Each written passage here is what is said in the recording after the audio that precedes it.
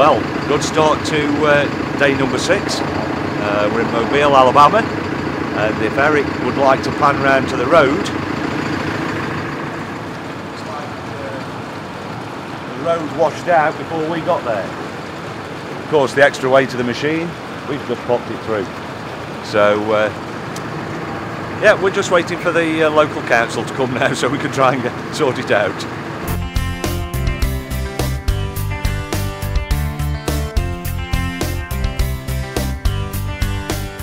It's a good thing that actually Neil did it instead of a vehicle coming through here and getting hurt. Right. So everything's good. Police report's done. We can head on the road now. That's good. Let's go.